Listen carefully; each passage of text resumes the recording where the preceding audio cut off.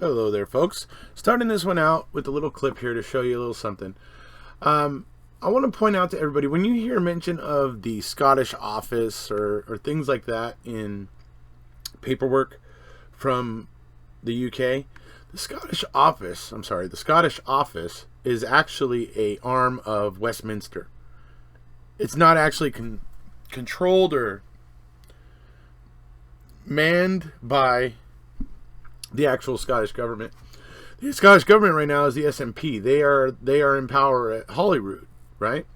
So here's basically what I want to show you, and why these two things are why the Scottish office or UK Gov Scotland and the Scottish Parliament or the Scotland itself are two separate things. Look at this here.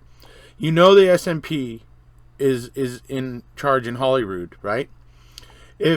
If this Scottish office, or as we see here, UK Gov Scotland, if it was actually controlled by the Scottish government, or by Scotland, actually, we would see. We wouldn't. Well, I'll put it this way: we wouldn't see this here. Look at this tweet is mentioning the UK is undertaking the UK, right? The UK. But the other thing about this tweet, folks, Scotland has already been pioneering this. They already are creating a massive amount of wind energy. It's part of how they're bringing almost a third of the natural resources and the income from natural resources to the table in the UK. It's because of that. So it seems very odd to see this UK Gov Scotland or the Scottish office tweeting about this. It would be England and Wales that need to start focusing on this, because Scotland is already well focused on it. So this is just an odd tweet. So my point is, this wouldn't come from the SNP. The SNP or Scotland itself wouldn't tweet this, because they're already doing it, right? Okay, let me show you one other. Okay, so like this one here, right? It's UK Gov Scotland, right? And here it is. The combined forces of the UK make us all safer. That, whether that statement's true or false, my point is the SNP wouldn't make it. The SNP will never support a Tory government.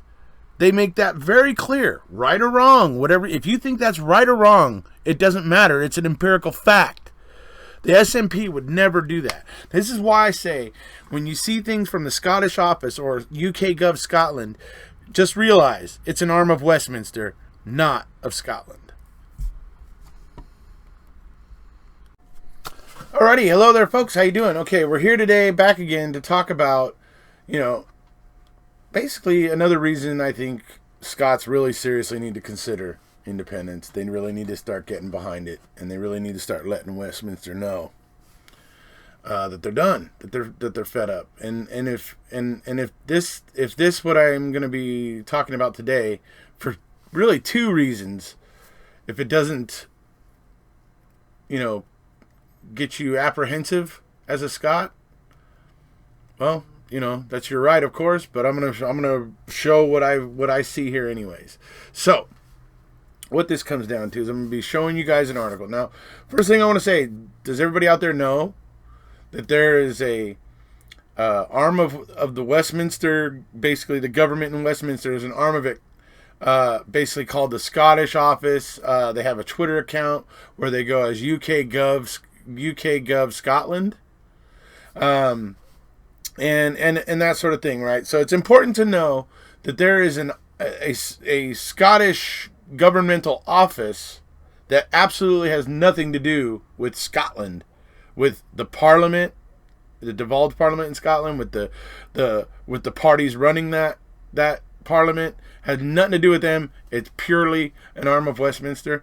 I just want to point that out, and I'm going to show you here in this video that that's the case, and share some interesting kind of observations, I think, that I see here. So, anyways, to get down to it, we're gonna go through an article right now about weapons dumping in Beaufort Dyke, which is in the sea in between Scotland and Ireland.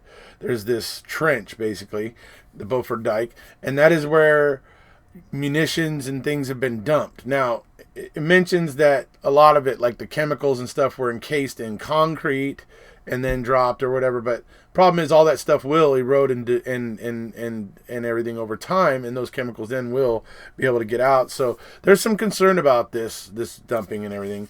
And what this article is going to talk about is the way that the British government and other governments that have dumped there basically are like handing out they're handing out the information with an eyedropper every year, instead of just letting everybody know what the problem is and how big it is, so that it can be dealt with before it poisons a bunch of marine life, our water, all that sort of thing, right?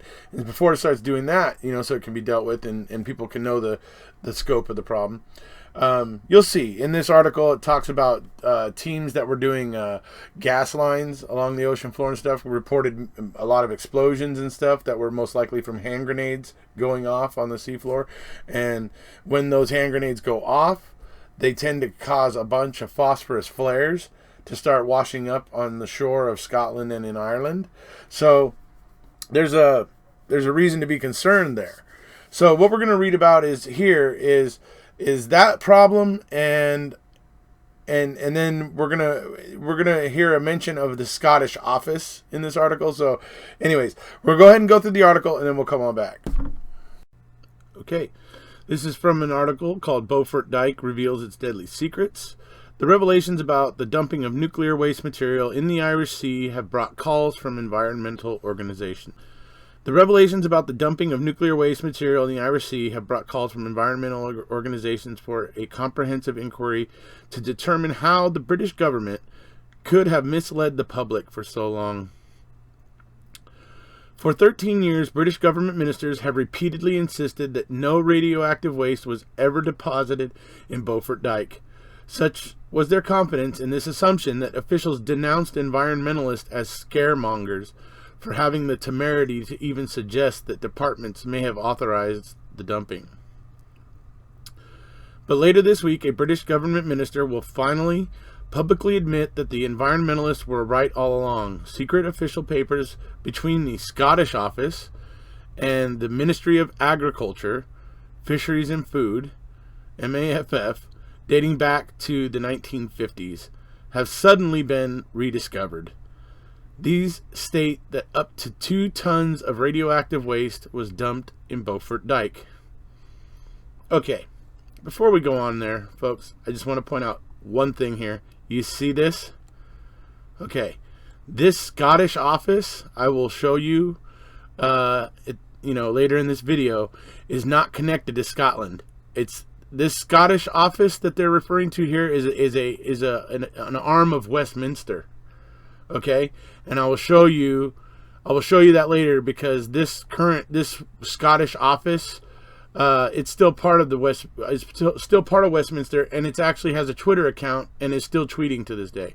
So apparently some paperwork going from the Scottish office and between the Ministry of Agriculture, Fisheries and Food. So I just think that's interesting, folks, because you see it said that they've been denying this for years and years, and calling the environmentalists scaremongers and all those things. But now suddenly this paperwork is just popping out of the woodwork all of a sudden. And what is it? Oh, and it implicates the Scottish office.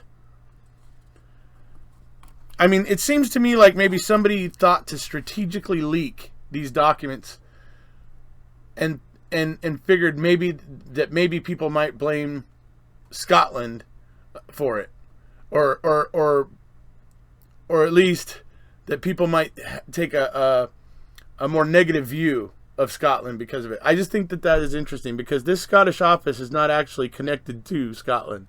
It's connected to Westminster. And I'm going to show you guys that later in the tweets that office makes. This is another piece of the jigsaw, but the problem is it may never be completed. And we have absolutely no idea how big the jigsaw is yet, says Dr. Paul Johnston from Greenpeace's research unit at Exeter University. Perhaps not surprisingly, environmental organizations have immediately demanded a comprehensive inquiry to examine why the British public was lied to for so many years. It is all part of a cover-up, or or did civil servants really not know the facts and so misled ministers? Or were these papers missed for political reasons? Asked Dr. Richard Dixon, the head of research for Friends of the Earth in Scotland. Environmentalists also fear that more secret British government papers, which may only be publicly released after 30, 50, or even 100 years, will reveal the full extent of the cocktail of chemicals and radium dumped by the Ministry of Defense. Dr. Dixon believes that chemical and nerve gases such as anthrax and sarin, which was used in recent attacks on the Tokyo Underground, may well have been dumped after the Second World War, even though the gases may have been sealed in metal drums encased in concrete. This casing will slowly degrade, enabling the poisons to leak into the sea. What has happened to all the German ammunitions which were seized after the war? And the Germans were experimenting in chemical and biological warfare. What happened to all that? The Ministry of Defense records have either been destroyed or are too vague, or are probably sitting in a filing cabinet somewhere waiting to be rediscovered. We need the full details now. This is literally a time bomb waiting to explode, Dr. Dixon argues. Beaufort Dyke is a deep depression 32 miles long and 15 meters wide in the seabed between Northern Ireland and Scotland, where munitions were dumped between the 1920s and 1976. However, the scale of this hidden deposit has never been revealed by the British government. Only last year, a report commissioned by both the Irish and British governments confirmed that more weapons had been dumped than previously admitted, and found that many had been deposited outside the designated area. Despite these revelations, ministers have repeatedly insisted that there is no danger to the public. There appears to be a drip-drip strategy, with new pieces of information suddenly being announced every year, which is immediately followed by an assurance that everything is perfectly safe. It is incredulous to believe this. Sea dumping is very difficult to monitor or recover.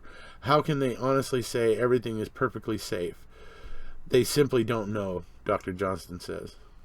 In 1995, a British geographical survey of the area detected a number of unexplained underwater explosions, suspected to be hand grenades blowing up, which caused thousands of highly dangerous phosphorus flares to float ashore on the western and northern Irish coastlines. In 1 year alone, 5,000 sticks were washed up in Scotland. An estimated 1.17 million tons of conventional weapons and chemical weapons have been deposited in Beaufort Dyke. Workmen laying a British gas pipeline to link Scotland and Northern Ireland reported detecting metallic objects on the seabed close to the dump. They also reported underwater explosions, which prompted MAFF to order an investigation. It is expected that MAFF will finally publish its seabed television survey later this week as a result of these latest revelations. According to Dr. Johnston, the preliminary results have shown some evidence of contamination. This survey has been ready for nearly 2 years, so why the delay? I suspect they have been scratching their heads trying to work out the least controversial spin for all this data, he said. And perhaps the spin was to blame it on Scotland, right? Because it was all laid on the Scottish office and the MAFF's kind of doorstep, right? So it's interesting. It's just interesting that they've been sitting on it for 2 years and it surfaces now. And I'm just saying, the timing's awfully odd, isn't it? Okay, so there you have the situation of Beaufort Dyke. Now, the problem here for me is that, a bunch of countries did. I mean, back in, World War II and stuff, a lot of things were getting tested, and a lot of countries were testing things and making things and all that stuff ended up getting put somewhere. I mean, I'm not overly critical of the UK for the fact that they did pretty much what everybody else did. But what I am concerned about is that they're hiding what they did. By hiding what they did, they're making it impossible to help. They're making it more and more difficult to actually get it cleaned up or, properly, dealt with. And that's I think the biggest problem. This whole handing out the information with an eyedropper every year, once a year or so, or whatever. You know what I mean? This seems like a bad idea, but so that's concerning, right? But the other thing that jumped out at me there, folks, is where it said Scottish Office and the MAFF. I mean, I was just like, the Scottish Office, really? I mean, this all happened back in the 50s, right? That's what this says in the article, right? So, but it's like, did somebody think, oh, we'll have the Scottish Office in Westminster sign this, and if ever it comes back to bite us in the butt, we'll say it was the Scottish Office? Like, if somebody thought that would, I don't know. It's just odd to me that we're talking about chemical weapons, munitions, and all kinds of things like that are dangerous, toxic, and all that sort of stuff. And somehow the agriculture and the food and fisheries, branch and the Scottish branch of Westminster were making the decision here to do. I mean, it's just bizarre. I mean, and of course it was the Ministry of Defense. Okay, of course it was the Ministry of Defense making these decisions, which is definitely Westminster, and so I just found it interesting that it actually says the paperwork mentions the Scotland office and the what's it called, the fishery, the agriculture, food and fisheries thing. I mean, it's laughable. How would these two offices be, anyway? So I thought that stuck out to me. So what I want to show you now is that is actually a branch of Westminster that is not connected with Scotland or the Scottish Parliament or the politicians in Scotland up in there. It doesn't have anything to do with them. It's Westminster. It's actually like a branch of Westminster. So it's interesting to note. So I'm going to show you some tweets right now, and from that office's Twitter account, so that you can see. What I want you to look at here is, whatever you may think of the tweet itself. Obviously, these tweets are gonna appeal to unionists, or people or no voters. Okay, that's what these tweets will appeal to. That's the way that they're structured. What I want you to ask yourself is, as you're reading them, do they strike you as something the SNP or the Scottish Parliament would say? All right, that's what I want. That's what I want you to kind of think about as you're looking at them. Okay, so here is a tweet from UK Gov Scotland. This is, as I'm going to point out here, this is an arm of Westminster. So when we read it, look, the prosperity of the UK delivers greater funding for Scotland's public services. Hashtag delivering for Scotland. Okay, it shows in this graphic that we're seeing here, basically saying that in Scotland benefits from an extra 1,968 pounds per person, whatever, and that all adds up to 10 billion for Scotland's public services, right?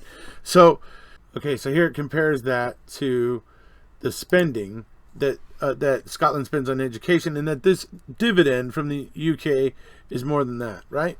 Okay, let's just say I have no bone to pick with what they're saying in the tweet. I don't have proof that it's true, but I don't have proof that it isn't true. So we'll just say it's in limbo for now. But here's what I can say about this tweet, folks. This is not an arm of Scotland. This office, this UK Gov Scotland office, which is essentially what you saw referred to in that article, this is not an arm of Scotland or the SNP. Think about it. Would the SNP ever issue a tweet like this? Would they ever tweet anything like this? Would the Scottish government, which is basically under control by the SNP, because the Scots have been voting the SNP in large numbers, so do you think the Scottish government would have ever been tweeting this? I don't think so. That's about it for this one, folks. If you haven't already, please hit subscribe, and we'll see you.